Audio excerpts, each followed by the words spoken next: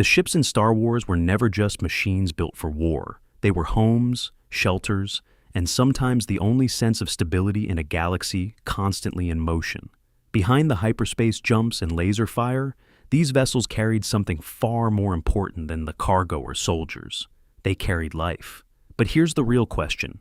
If you remove the battles, the missions, and the urgency, which of these ships could you actually live in? Not for a few hours, not for a mission, but long term, day after day. Sleeping, eating, thinking, existing. Because some ships are built to fight, others are built to travel, but only a few are built to truly sustain life. In this breakdown, we're looking at 10 Star Wars ships that could realistically function as full-time living spaces, and what each one reveals about survival, comfort, and life beyond planets. Millennium Falcon. The Millennium Falcon is the perfect example of a ship that wasn't designed to be a home, but became one through necessity.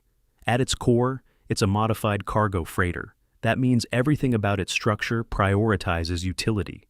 But over time, that raw functionality evolved into something much more livable. The central lounge area acts as a social and operational hub. There are sleeping bunks tucked into the ship, a small galley for food prep, and enough storage to sustain long journeys. What really makes it livable is not elegance, but adaptability. The Falcon feels like a place that has been modified over time to suit real people with real needs. It is not pristine, it is personal. You get the sense that every corner has been used for something. That matters when thinking about long-term habitation. Homes are rarely perfect. They become home because they are shaped by routine. What makes the Falcon truly livable isn't luxury, it's independence. Every system is accessible, every component can be repaired. You're not dependent on docking bays or external infrastructure. You can exist completely off-grid. Living in the Falcon would feel like living in a constantly evolving space. It's imperfect, sometimes chaotic, but deeply personal. It becomes an extension of its owner. The Ghost. The Ghost improves on the Falcon's idea of livability by introducing structure. Unlike the Falcon, this ship was designed with a crew in mind. That means defined sleeping quarters, proper sanitation areas, and a functional kitchen space. Everyone on board has a role, and the ship's layout reflects that organization. What stands out most is balance. The Ghost provides enough shared space to maintain unity, but enough separation to avoid conflict. That's critical for long-term living. Space isn't just physical, it's psychological. It also includes a docked shuttle, which adds flexibility. You're not trapped in one system of movement. You have options. Living in the Ghost would feel sustainable, not just survivable, but stable. It's a ship designed for people who need to coexist over time without falling apart. CR-90, Corvette. The CR-90. Corvette operates on a completely different level. This isn't a personal ship, it's a mobile environment. With multiple decks, designated quarters, command centers, and operational zones. It's built to support dozens of people at once. Everything about it is structured. There's a clear chain of command, defined living spaces, and systems designed for long-duration missions. It feels less like a home and more like a disciplined community. But that structure is exactly what makes it livable. Routine creates stability. Organization reduces friction. Everyone knows where they belong and what they're responsible for. Living here wouldn't feel personal, but it would feel secure. It's the kind of environment where survival is guaranteed, even if individuality is limited. Naboo Royal Starship. The Naboo Royal Starship takes a completely different approach. Instead of focusing on survival or efficiency, it prioritizes comfort and experience. The interiors are elegant, refined, and intentionally designed to feel like a high-end residence rather than a spacecraft. There are spacious seating areas, private quarters, and a sense of openness rarely seen in other ships. Everything feels calm, controlled, almost effortless. But that comfort introduces a trade-off. This ship isn't built for independence. It relies on support systems, maintenance crews, and protection. It's not meant to operate in isolation. Living here would feel luxurious but fragile. It's a lifestyle built on stability, not resilience. Outrider, YT2400. The Outrider sits somewhere between chaos and structure. Like the Falcon, it's a freighter, but its internal design is more organized.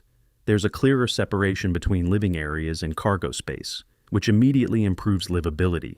You get the same independence as the Falcon, but with less disorder. Systems are easier to navigate. Spaces feel more intentional. This ship works well for someone who wants autonomy without sacrificing order. You can live alone or with a small crew without feeling cramped or overwhelmed. Living in the Outrider would feel practical. It doesn't try to impress. It just works. Mon Calamari Cruiser. The Mon Calamari Cruiser introduces something rare in Star Wars ship design: emotional awareness. Its interiors are curved, organic, and fluid. Instead of harsh lines and mechanical rigidity, the design feels natural, almost like it's meant to reduce stress over time. That matters more than it seems.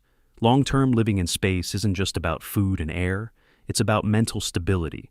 Environment plays a huge role in that. This ship feels less like a machine and more like a habitat. A place designed to be lived in, not just operated. Living here would feel calm, balanced, almost therapeutic compared to more rigid ships. Imperial Star Destroyer. The Star Destroyer is technically one of the most livable ships, but also one of the least comfortable.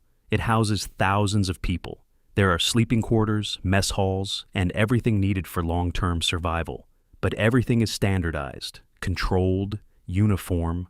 There's no personality, no flexibility, no sense of ownership. You exist within the system, not outside of it. Living here would feel stable but restrictive. You'd have everything you need physically, but very little freedom psychologically. It's a place where survival is guaranteed, but individuality is suppressed. Razor Crest. The Razor Crest strips everything down to essentials. It's small, compact, and built for one person, or at most, two. There's a sleeping area, basic food prep, and minimal storage. Every inch of the ship serves a purpose. There's no wasted space.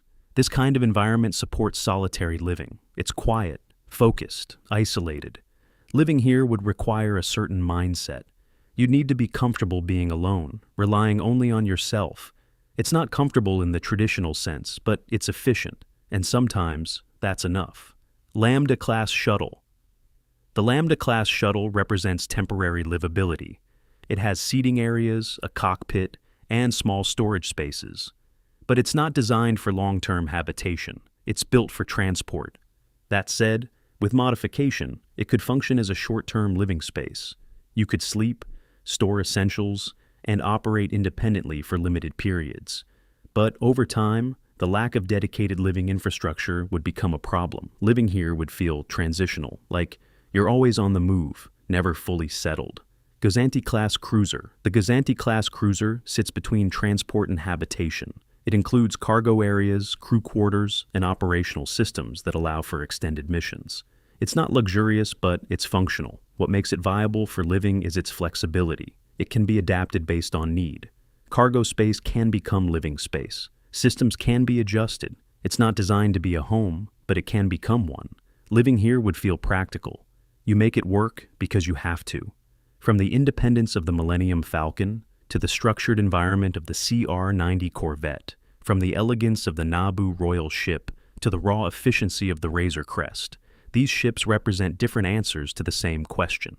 What does it take to live in space? Some ships prioritize freedom, others prioritize control, some offer comfort, while others demand resilience.